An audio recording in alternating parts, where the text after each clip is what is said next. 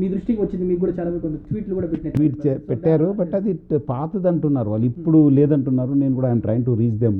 So దాన్ని కూడా చాలా మంది ఇన్ఫ్లుయెన్స్ అవుతున్నటువంటి, సో సెలబ్రిటీస్ కూడా ఏం చెప్పదలుచుకున్నారు సార్? ఈ సోషల్ మీడియా ఇన్ఫ్లుయెన్సర్స్ చాలా ప్రధాన పాత్ర పోషిస్తున్నారు. వాళ్ళ ఫాలోవర్స్ అంతా రంగంలో దింపుతున్నారని చెప్పి తెలిసిన తర్వాత చాలా పాతికిపోయింది, చాలా గ్రామీణ ప్రాంతంగా వెళ్ళింది, చాలామంది నష్టపోతున్నారని చెప్పి ఈ ఇష్యూని టేకప్ చేయడం జరిగింది. 6 months నుంచి చాలామంది దీనివల్ల బలి అయిపోతున్నారు, చాలామంది నష్టపోతున్నారు, చాలామంది ఫ్యామిలీస్ కూడా నష్టపోతున్నారని చెప్పి తెలిసింది.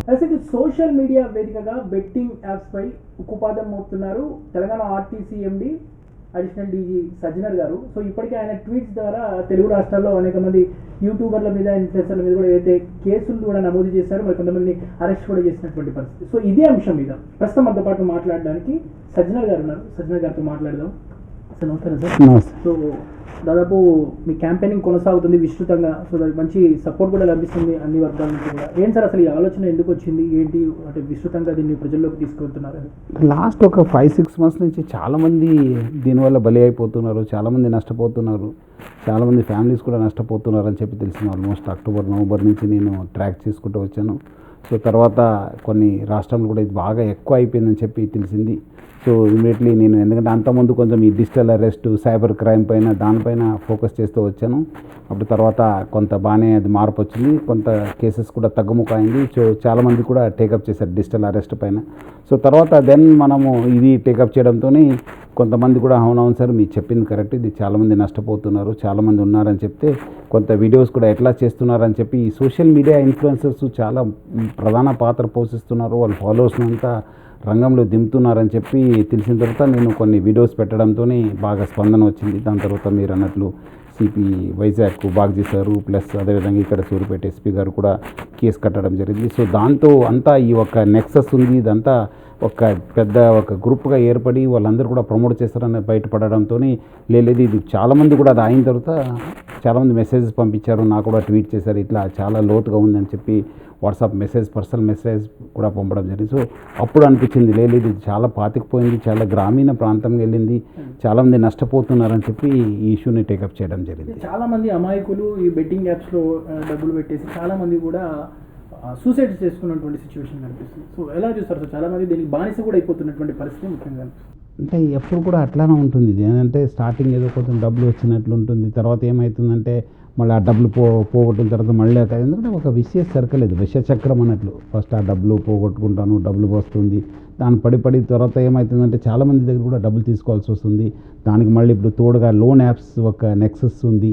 సో దానికి లింక్ ఉందా తెలియదు. సో లోన్ యాప్స్ ద్వారా కూడా చాలామంది తీసుకొని ఇక్కడ నష్టపోతున్నారు. సో అన్ని రకంగా ఆయన ఒక చక్రబంధంలో ఇరికిపోయినట్లు ఉంటుంది. సో అప్పుడు ఆయన బయటపడక చాలామంది బలి అయిపోతున్నారు, చాలామంది సూసైడ్ చేసుకుంటారు, చాలామంది వెళ్ళిపోవడం జరుగుతుంది. సో దీనివల్ల కూడా సొసైటీ ఒక పెద్ద ప్రాబ్లం అయిపోయింది. సో మనకు కూడా ఐ థింక్ ఏమేమి కేసెస్ అయినా అవి కూడా మొత్తం ఇన్వెస్టిగేట్ చేయాల్సిన అవసరం ఎంతో ఉంది. ఎందుకంటే వీళ్ళు ఎవరు, ఏం చేశారు, ఎట్లా చేశారు అనేది కూడా బయట తీయాల్సిందే. ఇది చాలామంది సెలబ్రిటీస్ సార్, చాలామంది సెలబ్రిటీస్ సినీ పరిశ్రమలో ఉన్నటువంటి వారు కూడా దీన్ని ప్రమోట్ చేస్తున్నారు. వారి యూట్యూబ్స్లో కానివ్వండి, ఇన్స్టాగ్రామ్లో కానివ్వండి, వివిధ మాధ్యమాల ద్వారా విపరీతంగా చేస్తున్నారు. సో దాన్ని కూడా చాలామంది ఇన్ఫ్లుయెన్స్ అవుతున్నటువంటి, సో సెలబ్రిటీస్ కూడా ఏం చెప్పదలుచుకున్నారు సార్? చాలామంది అంటే మీరు డబ్బులు సంపాదించంటే మీ దగ్గర చాలా టాలెంట్ ఉంది, మీకు మంచి వాక్ చాతుర్యం ఉంటుంది, మీకు అంత యాక్టింగ్ స్కిల్స్ ఉంటుంది, దాన్ని యూజ్ చేసుకుని మీరు డబ్బులు సంపాదించాలి. కానీ షార్ట్ కట్ మెథడ్గా ఏదో అన్ఎథికల్ బిజినెస్, ఇల్లీగల్ బిజినెస్కి ప్రమోట్ చేయొద్దని చెప్పి మీరు అందరు కూడా కోరుతున్నాను. ఇప్పుడే చాలామంది అన్నారు అంతకుముందు ఏదో చేశారు ఇప్పుడు లేదంటున్నారు. కానీ బట్ ఎప్పుడైనా మీరు చేసే ముందు ఏదో ఇది ఒకటే కాదు, ప్రొడక్ట్స్ కూడా చాలామంది ఇల్లీగల్ ప్రొడక్ట్స్, చాలామంది ఇల్లీగల్ స్కీమ్స్ని ప్రమోట్ చేస్తున్నారు. వాళ్ళందరూ కూడా సెలబ్రిటీస్.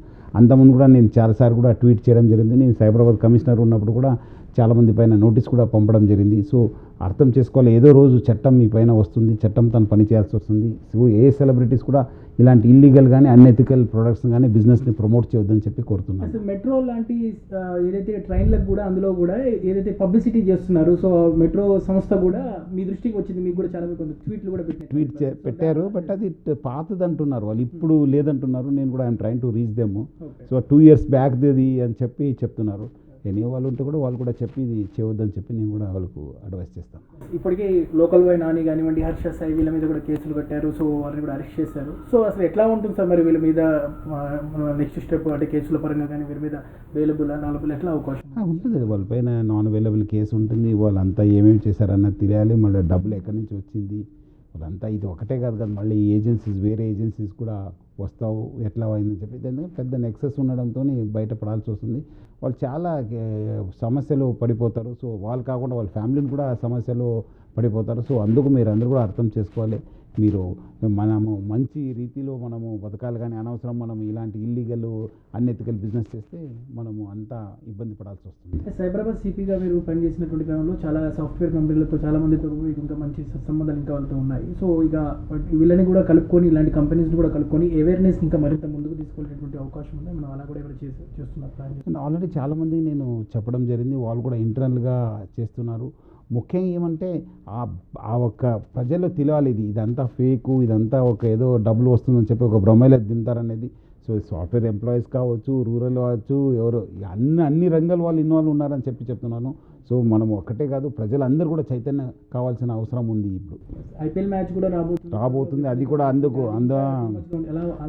అందుకు నేను కూడా ఈ లాస్ట్ 1 వీక్ నుంచి బికాజ్ ఈ ఐపీఎల్ వస్తుంది, ఇంకా చాలామంది దాంట్లో పోయే అవకాశం ఉందని చెప్పి ముందు నుంచే క్యాంపెయిన్ని చాలా ఎక్కువ చేయడం జరిగింది. మీకు ఎలాంటి రెస్పాన్స్ వస్తుంది సార్? కాల్స్ కానివ్వండి, ఇంకా యూట్యూబర్స్ దగ్గర చాలామంది వస్తుంది. చాలామంది ఆంధ్ర, తెలంగాణ నుంచి కూడా మెసేజ్ పంపిస్తున్నాను. అవును సార్ మీరు చెప్పింది కరెక్ట్, మనం నష్టపోయినాం, మనకి ఎవరు సపోర్ట్ లేక మనము చాలామంది మా ఫ్యామిలీస్ కూడా ఇబ్బంది పడిందని చెప్పి కూడా కొంతమంది మనము ఈ యూత్, కొంతమంది గవర్నమెంట్ సర్వెంట్స్ వాళ్ళు కూడా చాలామంది తెలియక పడిపోయినాం సార్, ఇప్పుడు బాగా నష్టపోయినాం అని చెప్పి చెప్తున్నారు.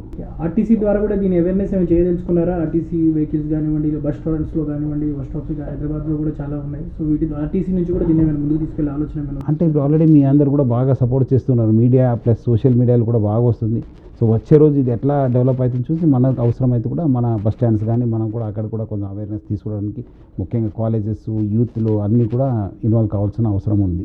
మీరు వైపు అవేర్నెస్ తీసుకుంటే కొంత విమర్శలు కూడా వస్తున్నాయి. ఆర్టీసీలోనే అనేక సమస్యలు ఉన్నాయి, చాలా సమస్యలు ఉన్నాయి. సో వీటిని పక్కన పెట్టేసి బెట్టింగ్ యాప్స్ మీద ఇంత చేయడం ఏంటంటే కూడా కొంత విమర్శలు వస్తాయి. దానికి ఏం చెప్తారు సార్? అంటే ముఖ్యంగా ఇది సమాజానికి సంబంధించి నేను ఒక responsible person, almost 25 years police service చేశాను, రకరకాలు చూశాను. అంతకుముందు మల్టీ లెవెల్ మార్కెటింగ్ పైన చేశాను, అంతకుముందు సైబర్ క్రైమ్స్, అంతకుముందు మైక్రో ఫైనాన్స్ మీకు తెలుసలేదు, మీరు అప్పుడు వచ్చారు ఏదో 2006-07లో కూడా సూక్ష్మ రుణాలు మొత్తం గుంటూరు, కృష్ణా, ఖమ్మము, ఇక్కడ వరంగల్, మెదక్లు కూడా బాగా ఎక్కువ అయినాం. దాని తర్వాత మళ్ళీ మనకు ఈ సైబర్ క్రైమ్ వచ్చింది. ఈ మధ్యలో సైబరాబాద్ ఉన్నప్పుడు లోన్ యాప్స్ వచ్చింది, అప్పుడు కూడా బయట తీసుకొచ్చింది మనమే.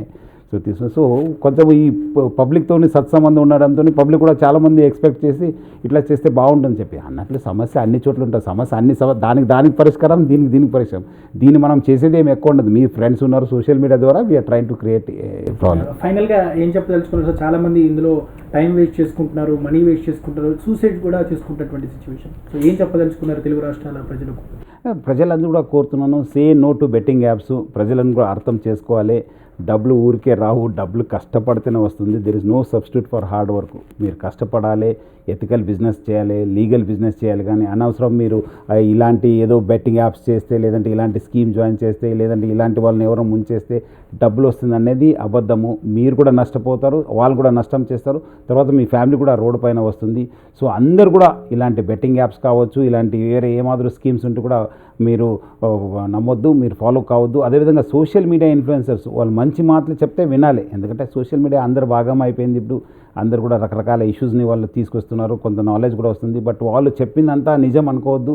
సో వాళ్ళు ఎవరు మీకు అన్ఎథికల్ కానీ ఇల్లీగల్ బిజినెస్ చెప్పడానికి ప్రమోట్ చేయడానికి ప్రయత్నం చేస్తే మీరు అన్ఫాలో కావాలని చెప్పి నేను కోరుతున్నాను.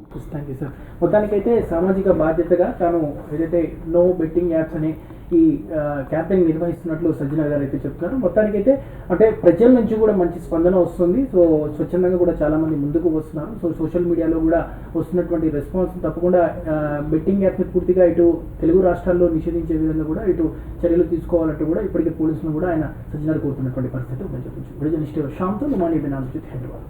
మీ దృష్టికి వచ్చింది, మీకు కూడా చాలా మంది ట్వీట్లు కూడా పెట్టారు. బట్ అది పాతది అంటున్నారు వాళ్ళు, ఇప్పుడు లేదంటున్నారు. నేను కూడా I'm train to reach them.